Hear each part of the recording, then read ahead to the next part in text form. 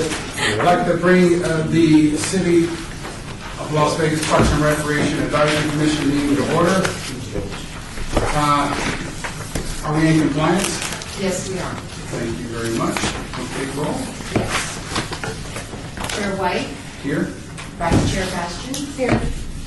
Commissioner Armenian. Here. Commissioner Z. Here. Commissioner Edgar. Here. Commissioner Lopez. Here. Commissioner Sherman. Here. Commissioner McCurdy. Here. Commissioner Thomason. Excused. Commissioner Thomason. Here. Commissioner Becker. He's excused. Commissioner Tabor. Here. Commissioner White. Tommy White. He's excused. Commissioner Ellison. Here. And Commissioner Gabourey. She's excused. Okay, Thank you. Thank you very much. I'd like to welcome our newest commissioner, Angela Ellison.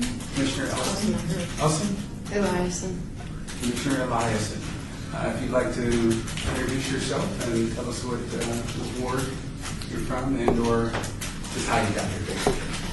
I'm the executive director for the Nevada Youth Soccer Association. I'm here representing Ward 2. There you go. I got an email saying, will you do this? I said, yes. Well, welcome aboard. Hopefully you will take the initiative and show the confidence to represent your ward and address anything that you feel is appropriate. With that said, I've been asked to remind all of the commissioners to say their names, state their names when they're speaking so that the names can be recognized to the voice on the internet if anyone is reviewing this meeting. That said, we'll move into item number 3. Public comment. Public comment during this portion of the agenda must be limited to matters on the agenda for action. If you wish to be heard, give your name for the record. The amount of discussion as well as the amount of time any single speaker is allowed may be limited. Is there anyone here for the public comment portion of this agenda? Hearing no one, we'll move on to item number 3 for possible action to, item number 4 for possible action to approve the final minutes by reference of regular meeting of July 7th, 2015. Mr. Chairman, William McCurdy, I'd like to make a motion that we accept the minutes as read prior to the meeting that was emailed to each and every one. Motion has been made. I'll second it. By virtue of name. Jeff Thompson. Thank you, Commissioner. Motion has been made and seconded. Any comments, any discussion? Hearing no discussion, all in favor? Aye. All opposed? Ayes have it. Moving to item number 5, report for possible action by detention and enforcement regarding park issues at city facilities and parks all wards. Good afternoon, Nancy Weber from the Deputy Marshals. Hiya, good to see you. The report that we sent out to all of you, you should have gotten all in your email this time, but I put out new ones anyway, just in case. It was from June 30th to July 29th, so we had to have a couple extra days to put everything together to get it sent out to you in time. But anyway, the total number of dispatch calls was approximately 434, and the average time for all the calls was about 10 minutes. Pretty good during the rush hour and all that. It listed at the top there is the number of calls for each park, the main calls. Most was Reese and Freedom Park, 29 calls. And then the city detention, was 26. I mean, it's not parks or anything, but we get a lot of calls for batteries. If the corrections officers get hit by an inmate or the inmates fight, and they have batteries, they call the marshals out for those, and then we do the investigation and consequently the arrest after that to the Clark County Detention Center transfer. So the total number of arrests was 26, the total number of citations 72, and the total number of warrant pickups was 185. Pretty self-explanatory this time about the arrests, the prominent arrests that were made. On the other side of the paper in the green area, we're kind of proud to say that, I can kind of go over them. Last month I mentioned to you about the body at Bob Askin Park that was found, and then it was determined that it was natural causes. It was, I believe, dehydration. There was no foul play. The robbery at Anson Park, the first one there, that arrest has been made by one person's been arrested, another one's in the process of getting arrested for the robbery. Also, at Anson Park, we've closed the case of, in custody, we have one person for arson and graffiti. The next one down, the threatening phone calls, we haven't made a determination on that yet. But for Ward 4, the assault with a stun gun, that was turned over to Metro, actually, because the 911 call came in to them. The petty larceny for the bicycle has not been closed out yet. But for the grand larceny auto at Freedom Park, no leads yet on that one. The accident hit and run, we do have leads, and they're in the process of doing the rest for that. And also, let's see, the malicious destruction of property at Centennial Hills, someone's already been arrested for that. And the petty larceny at the recreation, the cell phone that was stolen, that's been taken care of also. I did enclose this next to each one of you. This is what we put out to the public, and also it goes to all of the city employees' emails. And these people have all been caught. It was for auto burglary at Centennial Hills and also Kellogg's Air. So what we had yesterday at Huntridge Park, someone's going to that park and they've ripped out the copper around the lights, and then today a flag was stolen. So that's What type of flag? American flag. That was today. No leads on that yet. But our SET team is working really hard doing the undercover stuff and really getting out there and publicizing it and getting lots of leads that way. Yes, sir. Mr. Chairman, Dave Lopez speaking. So these individuals have already been arrested? Yes. So they were not necessarily individuals or persons of interest, but they were actually wanted? Yes. At the time, we weren't sure. Like, if you can see on this page, I know it's in black and white. It's not really good copies. You can see these people are like in a 7-Eleven, for example, using the credit cards. So whether they actually did the robbery or not. So I was confused because the bottom says, do not arrest these individuals. So I was just wondering why they were arrested if it said do not arrest them. Based on the information we had at the time, that if we saw them, we would report it, to be on the lookout. We call these bolos, be on the lookout. And if you recognize them, contact the marshals, but not necessarily arrest or detain. Thank you. Mr. Chairman. For the record, Lisa Sherman. My question is, I thought the person who typed the report would stop taking, liberty, to say 2 Hispanic subjects, but then talk about the 2 female subjects, but to use the same terminology when describing people. Right. Only because of, the atmosphere that we live in. We have to be so sensitive to those ethnicity issues. I agree with you. She missed that one. That's how, and I think I explained before, that's how our reports go out. Like, if we're looking for somebody, it's going to be a white juvenile female, or it's going to be a Hispanic male adult. Those are just descriptors. It was inadvertently put in here. That was a mistake. Can I make a suggestion that your department might want to consider? Is just to make it equal, just use the term Caucasian for the, like 2 Caucasian female, or that, if you're going to use descriptors that aren't referring to ethnicity or skin color, that they do it, consistently throughout. But using Caucasian would be a way to equalize that. Definitely. And maybe we could just leave out the Hispanic. Either way. That one got missed, I'm sorry. And she actually put in the names, too. That shouldn't have been in there either. My apologies. I didn't catch it before she sent it to Kelly. Just a little learning curve for all of us. Is this the same person? Yes, our secretary, Arlene, who's on vacation, and she was trying to get it done before she went out of town, and she sent it. So, yes, we do appreciate your reports, and are there any other questions for the marshal? Dave Lopez speaking. And these have been got? Yes, sir. Okay, so both of them are got? Yes. Okay. Just as a reference to what we do. Okay, thank you. All right, thank you very much, the Marshal's Office. Again, this is Malcolm White. That's my own name. Hearing no more questions for the items under number 5, I'd like to move on to item number 6, report for possible action regarding fee increase for membership and programs, all wards. This is Maggie Plaster, Deputy Director of Parks and Rec.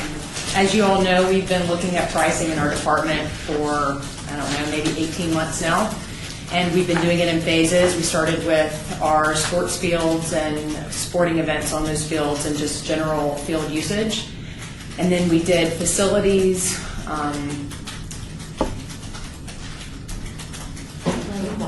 aquatics. We instituted a lighting fee. And so this third round, we're looking at senior pricing and pricing for fitness. And so Kathy Martinez is on loan to our department from finance. She's doing this special project for us so that we could do it in-house and not hire a consultant. And she's here today to talk a little bit about what we're preparing to do. Good afternoon, Kathy Martinez, Strategic Analyst for Parks and Rec. Kelly is handing out the pricing sheet that's posted at all of our community centers with our upcoming increases. As Maggie stated, we have currently reviewed all of our fees across the board, and in phases we are evaluating and determining what fees we will move forward on adjusting. Some fee increases, as you can see on the form, have actually increased the rate as well as decreased. So some may be in favor of our participants, but our focus was to get a standardized pricing amongst community centers and amongst like programs. These fees we anticipate will go into effect in September, beginning with this fall. Looking at the pricing sheet, the first couple of items are the specialized programming at Mirabelli. We analyzed the preschool, the licensed preschool at Mirabelli, and the competitive cheer, which is our Maniacs program. For the preschool, there was a slight increase as well as a decrease to the toddler program. After we analyzed the rates, we realized there wasn't consistency and there was a big gap for the hourly rate. So based on our findings, we have determined to adjust the hourly rate for our ABC Academy and Learning Adventure to $4 per hour, and then the Toddler Express will decrease from $8.75 per hour to $6. It's just to have some consistency, and it's a way for us to kind of offset some of the increasing cost. The prices for these programs hasn't been evaluated in many years, and so they have not experienced an increase. We also realized with our Maniacs program, we were incurring a cost for the travel, for the coaches to travel out of state. We weren't recouping any of those fees at all. So by just adding a $50 per season cost for out-of-state competitions, that will help us to recoup some of those travel expenses that we're currently absorbing in our department. The next section will talk about the senior memberships and the senior fitness passes. Currently, our annual senior membership is $2 for the year, 17 cents per month. It's not a lot of revenue. Definitely doesn't help to offset some of our increasing cost. Of course, we want the pricing to still be fair and equitable and provide service to our community. So we feel like going to $10 an hour. I'm sorry, $10 a year. For the first year, again, it's 83 cents per month. Number of the services that are offered at our senior centers, there's no additional cost. So they do get quite a bit of programming to include a lot of workshops, classes, assistance with their taxes, luncheons, card games, craft sales, health screenings. The only time there's an additional cost is if we actually have to pay for an instructor, and then it's a minimal cost. It's not a full % cost recovery by any means. When we look at the fitness memberships, currently we only offer it at Centennial, Deerfield, and Leverne. Centennial is connected to the YMCA, and they do offer quite a lot of fitness classes. So this fee that they pay includes all of the fitness classes, access to the gym, and limited access to the pool. So they do have a few more amenities than the other two centers, so they're priced slightly higher. we do have a number of memberships too that participate in our fitness. 1,200, just slightly over 1,200. So there is definitely a demand out there, and they do enjoy the facility. With Deerfield, there was just a slight increase. It was priced at $10, and then Levern, who's in close proximity, was $20. There was a little bit of gap, especially with the amenities that were offered. So we're going to move forward with just a slight increase for Deerfield to go from just 10 to 15. Along with the two fitness centers, we did look at moving forward in upcoming years the annual senior membership. So currently we have proposed an increase in the following year of 2016 and 2017. So the annual membership will go from 10, and then in 1 year, 15, and then in 2017, up to 20. Those are subject to change. We're going to monitor all of these increases and to see if we do have loss of participation.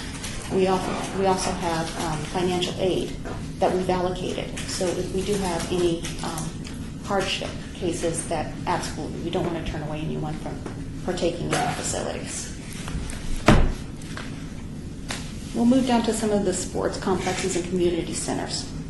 We consider open gym as access to the open gym basketball courts for our communities. Pricing was inconsistent amongst community centers. We really wanted just to standardize it and still make it accessible to all participants. And as you see, for Mirabelli and veterans, their pricing will be consistent at $3 for an adult and $2 for youth. And that's just a daily drop-in to come in and play basketball. When we look at Doolittle, Dula, Minker, and Stupak, they're very consistent. So again, $2 for adults and youth, there will be no cost. We don't want the kids out on the street. We'd rather have them in the gyms playing basketball. For those that frequent the gyms and come often and feel that $3 a day can add up really quick, we do offer a $5 a month membership just for the gym. So for the frequent users, it's still very reasonable, $5 for the month. We had to look at our monthly pickleball and table tennis structured programs that utilize the gym for certain hours of the day. Just a slight increase. Some programming was 10, some was 12. So we just moved it up to 15. Just a slight increase for that structured event. Fitness memberships. Again, this is all of the sports complexes and community centers. It's excluding the senior centers. They're separate. And we just kind of streamlined it again. We have pricing fluctuate between community centers. We did offer a 10% decrease to seniors. So it was $16.20. It was just a nightmare trying to find the 20 cents and give the customer change. So we decided to move forward with just a flat amount. So for the seniors, it's actually a lower cost if they use one of the community centers, just by change, just to make it simple for all that are partaking in the event or in the center. When we look at Minker is our sports complex on the east side, and they currently offer access to the gym, Zumba classes, yoga classes, racquetball courts are all inclusive of this membership. They were charging $2 for showers.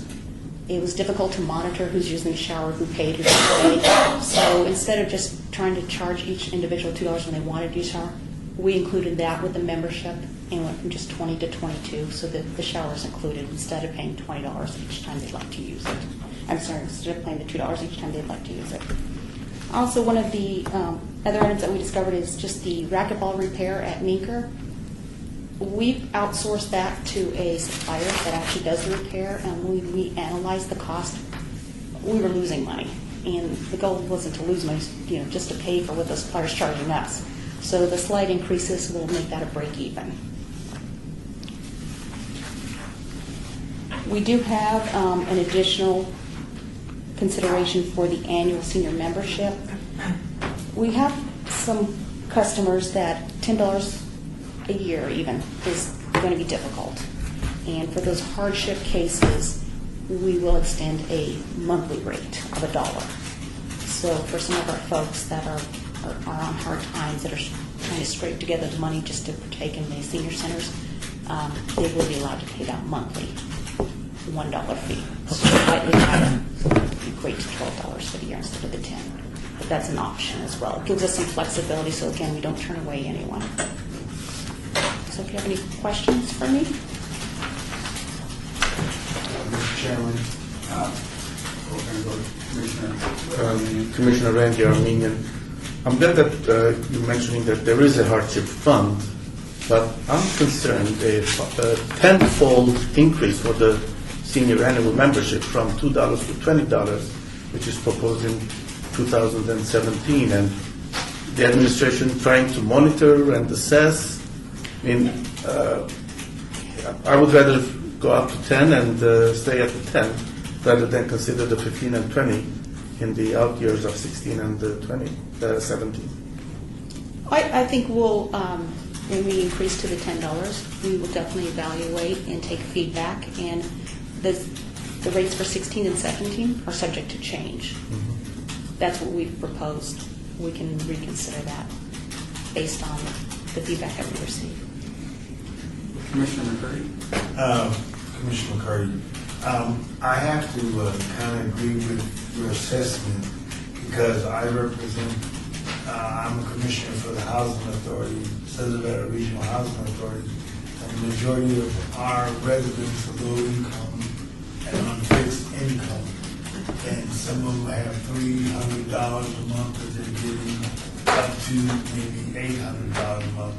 So I think it's very smart of you, whoever done this, did a good job in achieving grants and also looking at the low-income people, especially the Stupak area, especially in the Doolittle community area.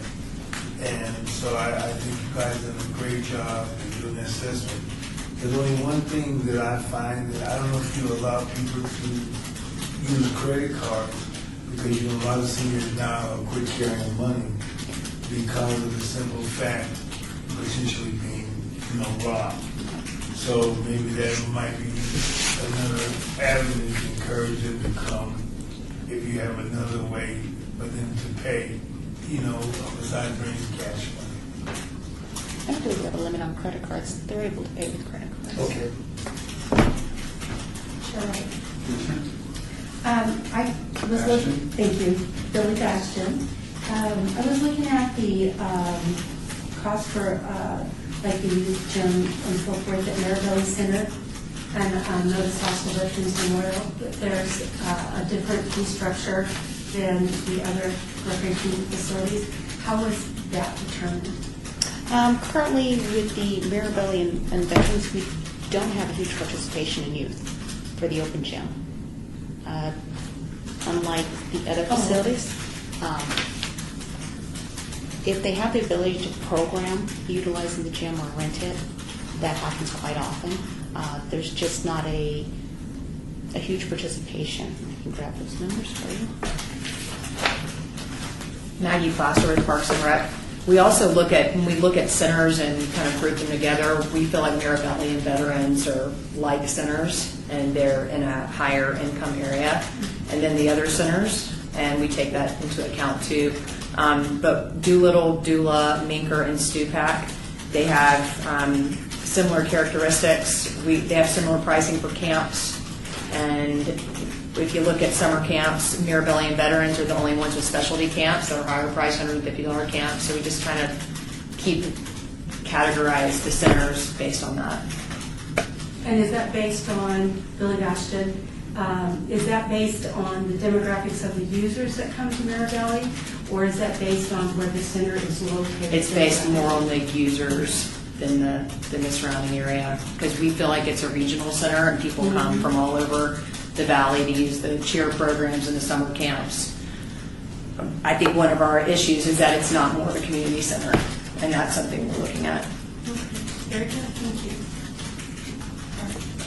Mike Chairman, if there's no other questions, we do appreciate the report and the time taken to get to this report that we've given.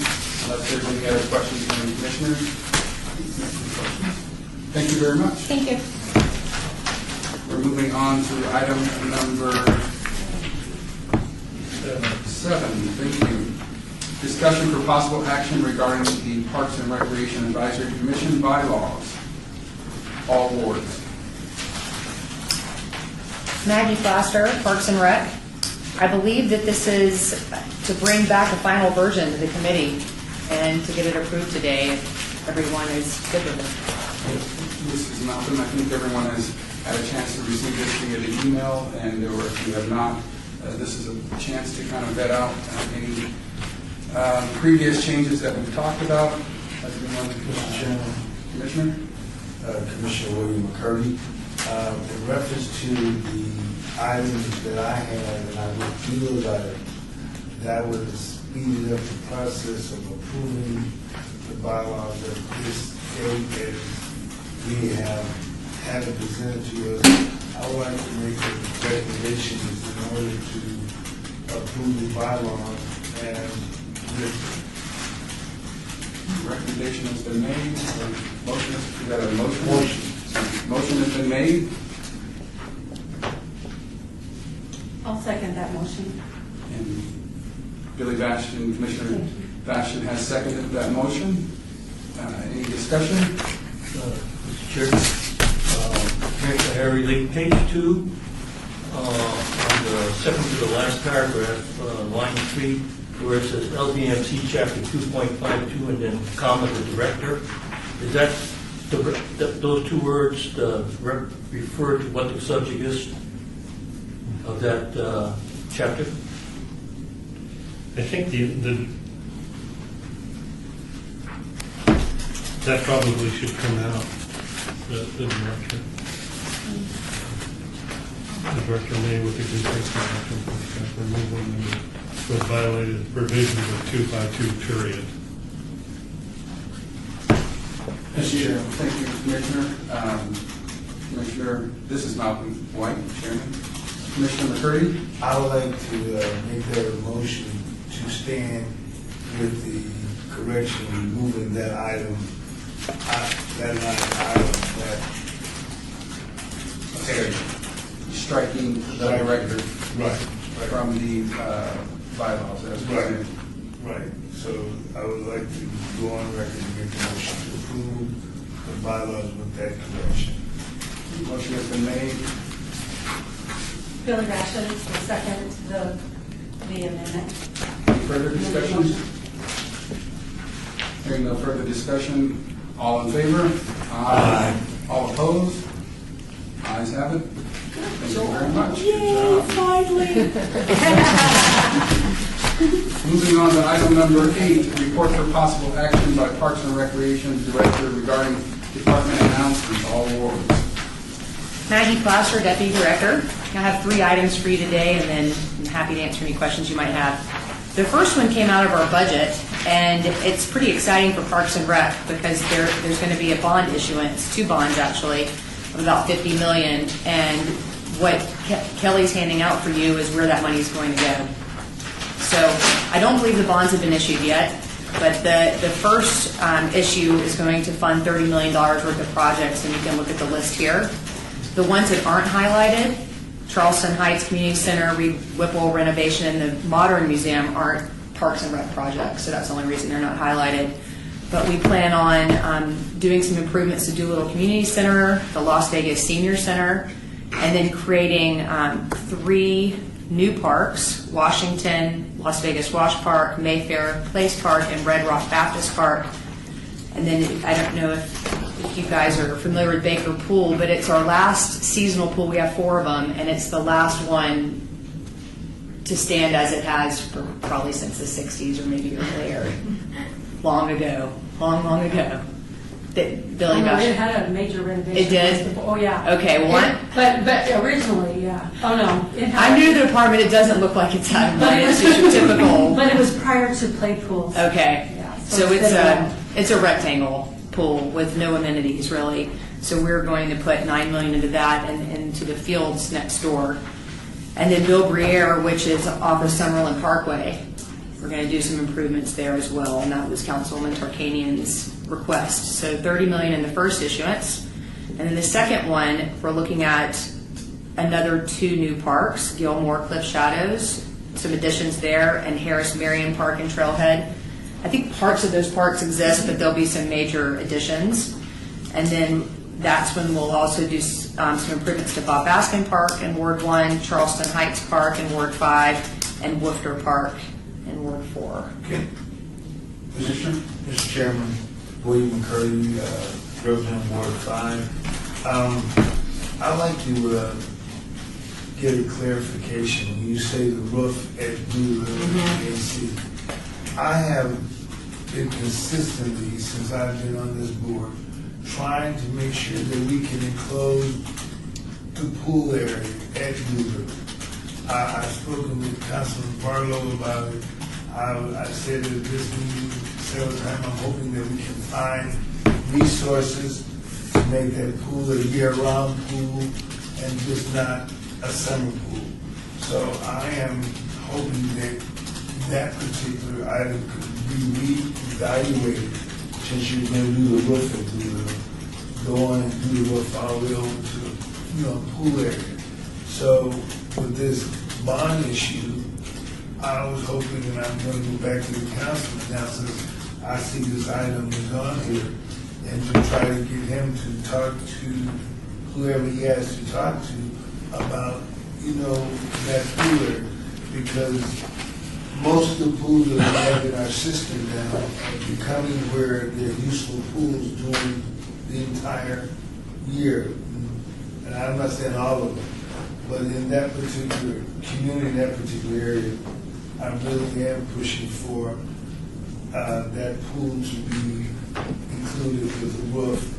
I don't care if it's slide roof, I don't care if you want to open it up in in the summertime, close it up in the winter. I really like to see a pool roof over Doolittle. And also I had another major issue at Doolittle, and that is congested parking. And I'm hoping that those items also could be looked into when it comes down to this bond issue. So those items, I will go back and talk to the council about it. We have had a discussion. He brought it to me, and I brought it to him, and I don't see no consideration into that pool area. I don't see no consideration. I find that Doolittle, since it is the educational quarter for the city of Las Vegas and its partners that the city has, the Agassiz School, now the Rainbow Academy, that we need to kind of look at how can we make Doolittle more user-friendly by making sure that we have places where we can park the people. I was just there yesterday, cars all down the street. So I'm hoping that we can revisit that before this budget is finally approved. Or is this? This was approved at the council budget meeting. Okay, the council budget meeting. It has not gone to the council yet. It has. The council's approved it. And sometimes these projects change a little bit before they break ground, but what you're talking about is huge. And that's the reason why when I saw the roof, I knew that was a major, and I saw the air conditioning, I know that's a major price. But I'm still going to go back to the council and see where he can find some money to find other resources. Commissioner McCurdy, if I can ask a question of the Assistant Director, was there a priority list for Doolittle that was looked at, and was the roof the top priority based on what was available to, or what the needs were for that facility? Public Works is in charge of our capital projects, and our maintenance department has a lot of input too. I feel like they thought Doolittle, the most important thing was getting the roof replaced. It's been leaking for a long time, and HVAC is not reliable. And it's a community center. It's probably our best, highest utilized community center, and they felt like getting that building in tip-top shape was the #1 priority. And recognizing that, based on their decision, I can see that. However, I'm asking, is there now a list of items that would still be looked at as priority projects if there was another round of money that came around, a wish list? There are a lot of unfunded projects that didn't get on this For this list. facility? For Doolittle, I'm not sure. And that's what I'm asking, because I think that Commissioner McCurdy is talking about a priority for the community, for that corridor, and it would be helpful to recognize, if it's even acknowledged, for that particular site, having a ripple pool. That's what I'm asking. Okay. And if it is, if you could please report back where it sits, Okay. because that would give Commissioner, I believe Commissioner McCurdy, a little bit of understanding as to whether or not it's something that the city maintenance and or public works is looking at as important. Okay. Any other questions? Hearing no other questions, thank you very much for your report. And I actually have two more short items. Can I just interject real Sure. quick? Kelly Schwartz, Parks and Rec. One thing with these, once we get farther along and we would get maybe some drawings or other things, we will bring in and we'll have presentations made for each one of them. If we get them ahead of time, obviously we can send them ahead of time. But once we get a little farther, and these are only working names of these parks, so keep that in mind as well.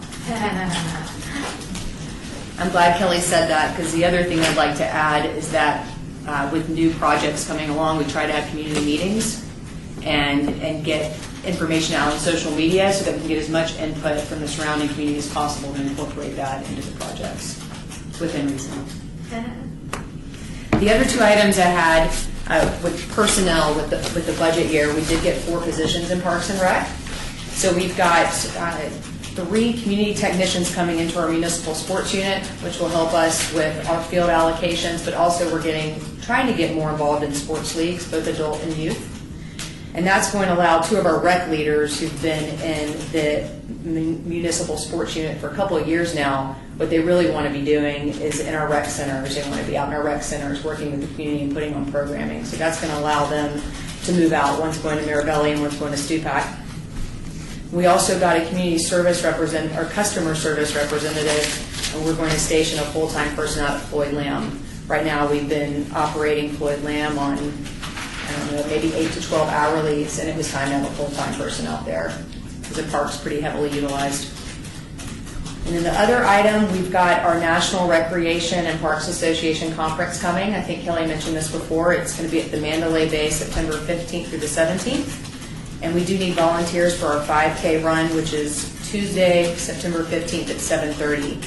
So if you'd like to volunteer to help pass out water or assist with bag check-in and course assistance, we would love to have volunteers, and it would be from 5 to 10 p.m. And I'm sure you could just do an hour or 2 during that time if you're interested.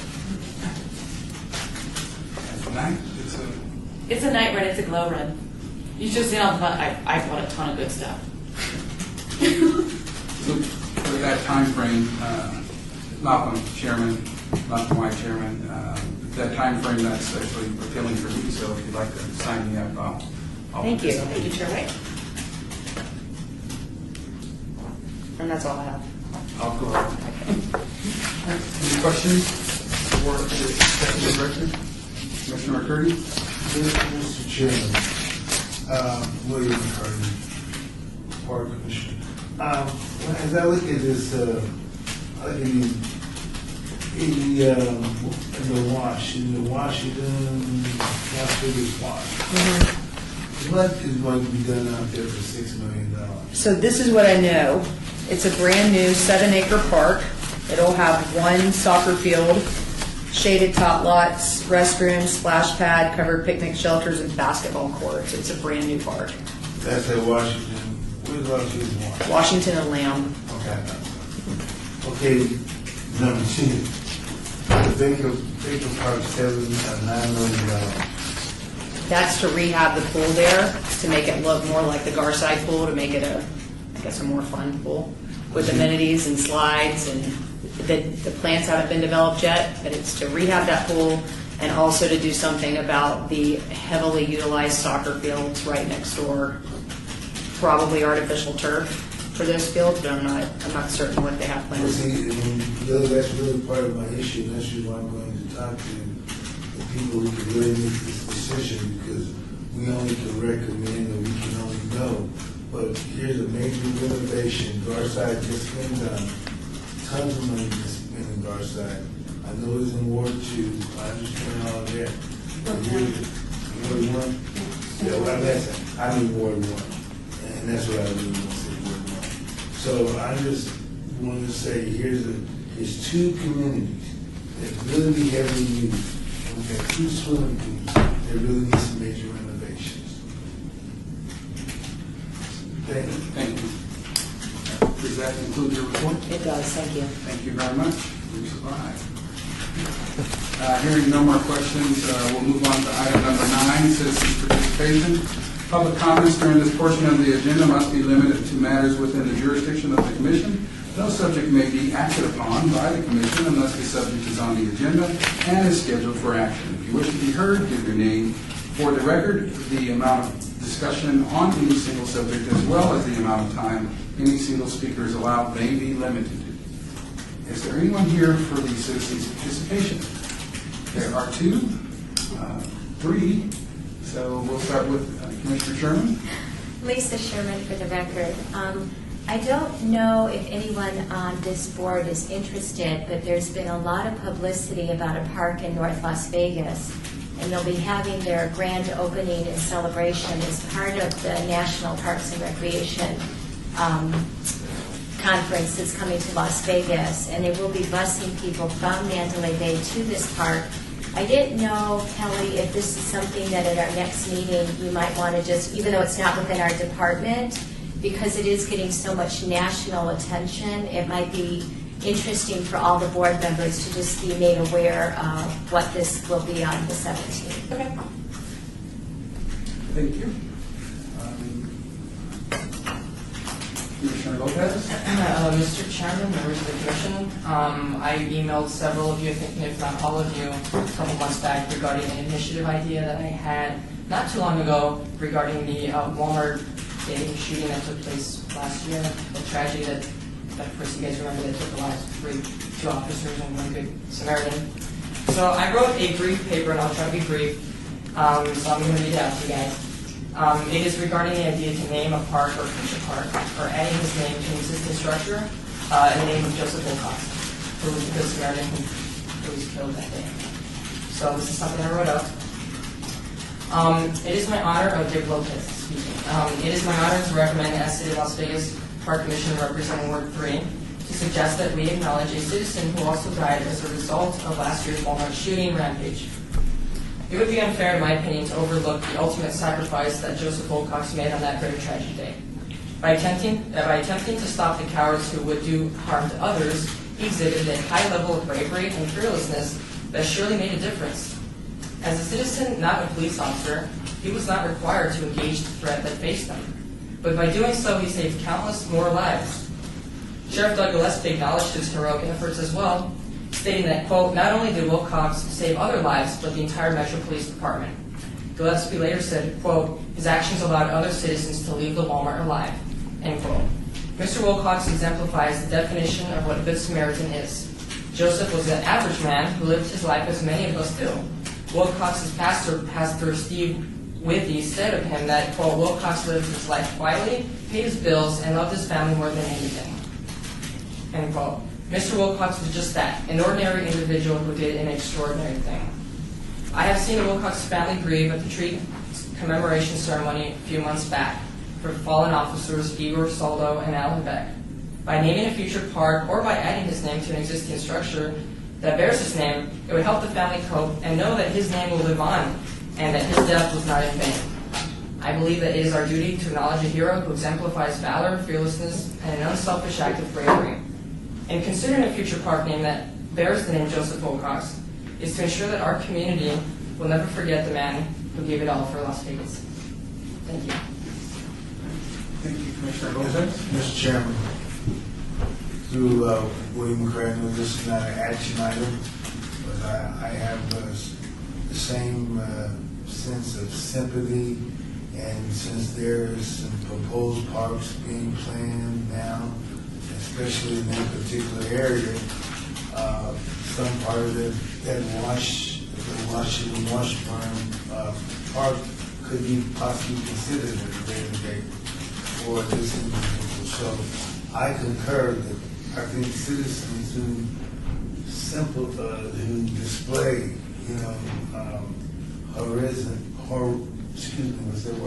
heroism. It should be considered for parks to be named after them, so their family can see that the city of Las Vegas recognizes the efforts that they play to save lives. Mr. Chairman, if the sentiment is that you want to make a recommendation to the city council that some park in the future be made, Right. then I think we should put it on the agenda sometime in the future. Right. Because we can't take any action. I said this. I didn't make my statement for action. I just made my statement in the future that we consider. But we're a little bit abreast of the citizen participation. Okay, so thank you both. It's just the citizen participation at this particular point. So we'll move on with any other citizens participation comments and acknowledge Commissioner Lopez and Commissioner McCurdy for their statements during this portion of the agenda. Thank you. Lisa Sherman, for the record, park naming chairperson. I would like to get this started. What I'd like to do is make a recommendation that we have the Director of Parks and Recreation contact the family first. So recognizing that we can't make a recommendation at this particular point, we can make statements and then... I don't want to do anything official on our agenda, not even at the next meeting or possibly not even for a few months, but that I do think it would be in the best interest of the Parks and Recreation Department, separate from this commission, to contact the family members first and to determine what location might be good, and then bring it to us as an agenda item at the time it would be appropriate to do so. And then just for the record, I am definitely in support of this, but I just want us to go through the proper channels. Yeah, so we can suggest as commissioners agenda items, and those agenda items can then be Placed on the agenda. Can be evaluated as far as what actions need to be taken in the future. However,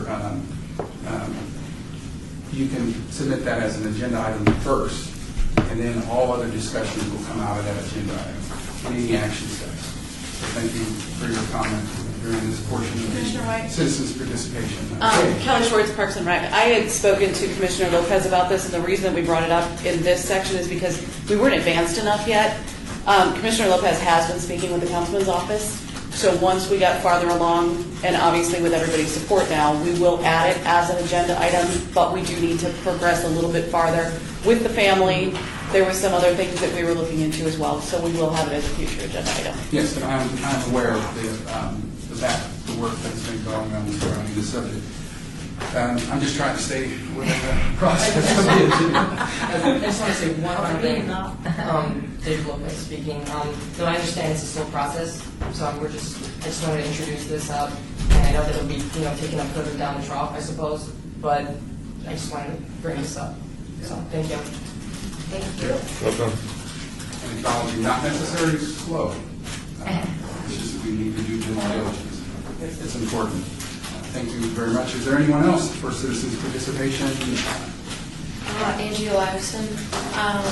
Since this is my first meeting, I'm not exactly sure about all the guidelines of how you guys do things, so if this is not appropriate at this time, please let me know.